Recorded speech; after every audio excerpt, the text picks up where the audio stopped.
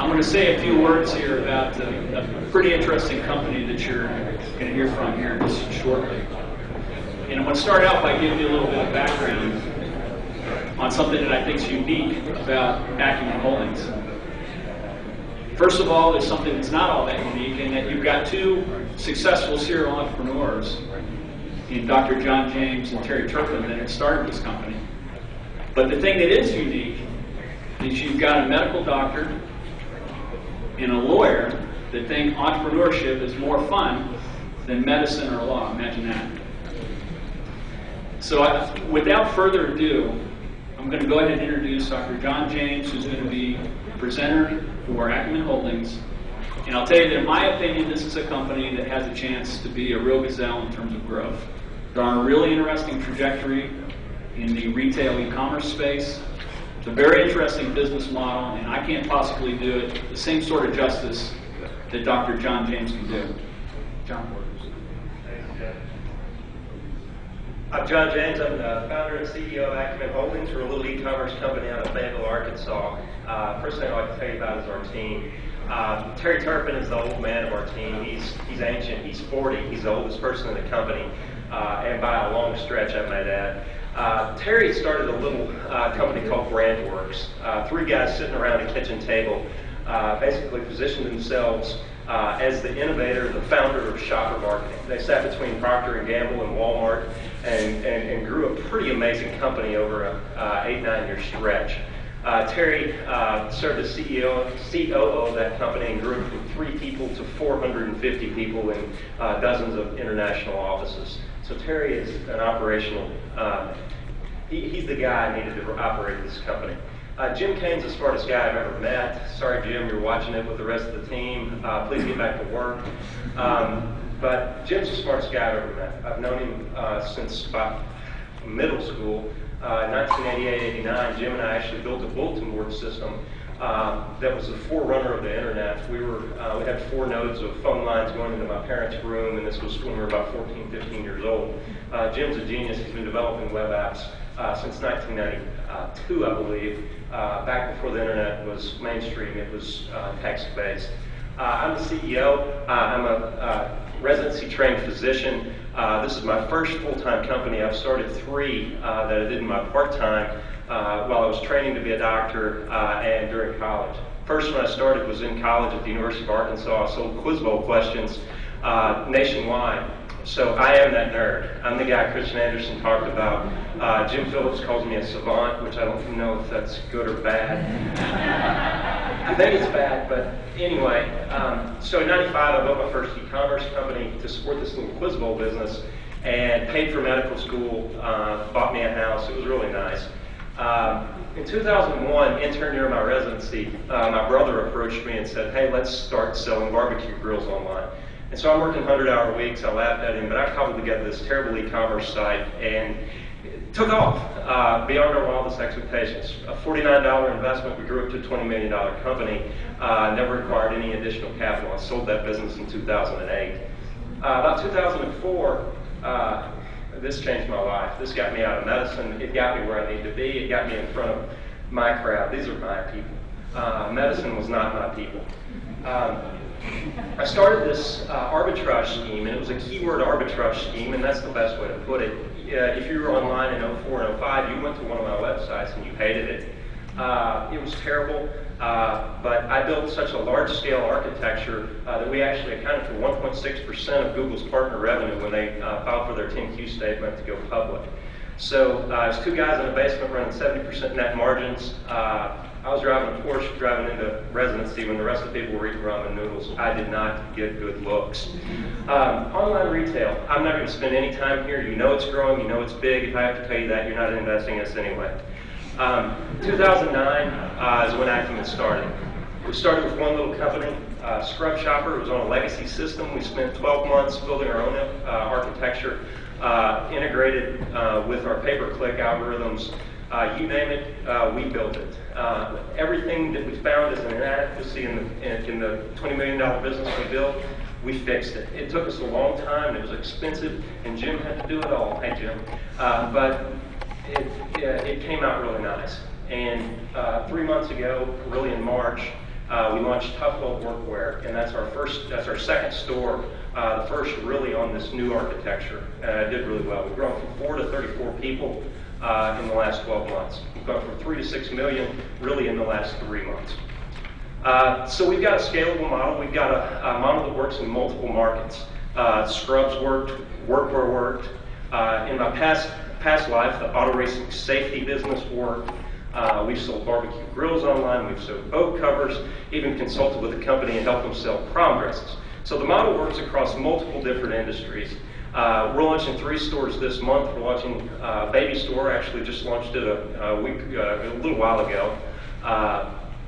Outdoor is our next one, and we're launching a dance store. All 3 of those are coming live this month to take advantage of the holiday season. And then after we do that, we're going to keep going. We're going to launch 20 more of these. Each niche, we think we can generate between $2 and $8 million. So $4 million on average times 25 stores, there's a $100 million company, and we can do it in 3 years. How can you be a retailer without brands? We've been lucky enough to partner with some of the best and the brightest brands around, from Fortune 500 companies to up-and-coming smaller brands trying to get a place in the business. And yeah, it's kind of hard to convince a Honeywell, a Caterpillar, 3M, Timberland, to sell to a little startup in Fayetteville, Arkansas, but we're 149 out of 150. One person has turned us down. We've got a pretty compelling model. We're in a place they want to be, and we're coming in at Tier 1 Master Warehouse Distributor pricing direct to the manufacturer every single time.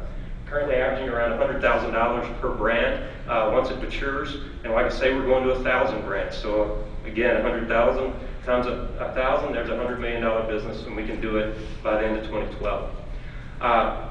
It's not just the big brands that work, and that's what's interesting about our model. The least amount of competition, the more we're able to extract, and the more cream we're able to scrape off the top. Have you heard of Ergodyne? Well, Ergodyne's this little up-and-comer workwear brand out of Illinois. We do $100,000 with those guys. Our biggest brand, we do a little over $1 million. So we're going to go horizontally as fast as humanly possible. We've got a growth team. More than half of our employees sit around this huge table. They're all 22-ish. They're all recent college graduates, and they can all move spreadsheet data like you would not believe. It's pretty phenomenal to watch, actually. And we can add 3 brands a day to these new stores. So we're going to come across, we're going to build a store a month, add 3 brands a day, and we're going to go as horizontally as fast as we can go. And after we do that, we're going to come back, we're going to circle back, and we're going to become the expert. We're going to become the category killer in these little niche stores. Scrubs, workwear. There's not a national category killer in any of the 25 areas we're going into. Save a couple. Baby, outdoor, probably 2 of the bigger areas we're going into. But the remainder of the stores, there's really not an online category killer. That's going to be us. Marketing. See Colonel Sanders, this is our secret sauce. This is what we do. Going back to my arbitrage days, we built a pay-per-click algorithm that basically manages the business soup to nuts. So it's ROI driven. It's on Google, it's Yahoo, it's MSN. We turn a little bit of profit even on the prospecting. If we can't be the #1 listing, can't afford to bid it, we don't bid it. So we take what the system gives us, we look for opportunities, and we exploit it. We're also good at search engine optimization, so we show up in the free or organic listings on Google, Yahoo, and MSN. We're good at social marketing. We've got a Facebook profile on our Scrub Shopper page. We've got 10,000 fans. We've been doing it for 3 months. Our largest competitor, a $50 million scrub business, has 500. So after we get these customers, extracting the lifetime value is our next biggest task. And the ROI on sending an email to our 70,000 Scrubs customers and our 10,000 Facebook fans, the ROI on that is unbelievable. It's basically 0 incremental cost, and we generate tens of thousands of revenue with each post and each email we send out. I won't go into the proprietary tech, but just know we built this system from scratch, and it addresses every need that we've got. It's built to scale. We can run 200 million or so through the system, no problem. The economics of the store, our unit economics, we look at it as a store basis and a brand basis. 1 store last year did $3 million. We were profitable. This year we'll be on around a $10 million run rate at the end of the year. We'll have 5 stores. They'll be immature, but we can still get that $10 million run rate. We'll be a little more profitable, excluding the huge growth team.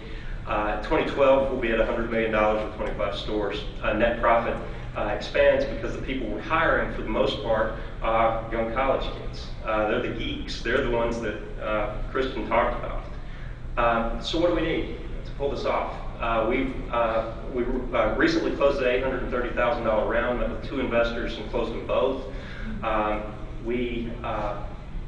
It's taken us great. We're probably here just a little bit early, but we're on a trajectory, and we think we can use around $5 million in expansion capital. You can see from the graph, the majority of the things we're going to buy with this capital are hard goods. So traditional debt, traditional bank financing is an option for us. That said, we're looking to raise anywhere from $2.5 to $3 million in equity capital to really just kickstart the snowball down the hill.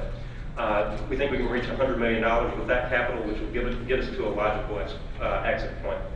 As I mentioned, it's a pretty capital efficient model. We bootstrapped the last business from $49 investment all the way up to around a $20 million run rate when I exited. There's other things that are great about the model. Amazon.com talks about get big fast. That was Jeff Bezos' big mantra. The reason they were able to do it is we make a sale on day one, we take the customer money, thank you. 57 days later, we actually pay for that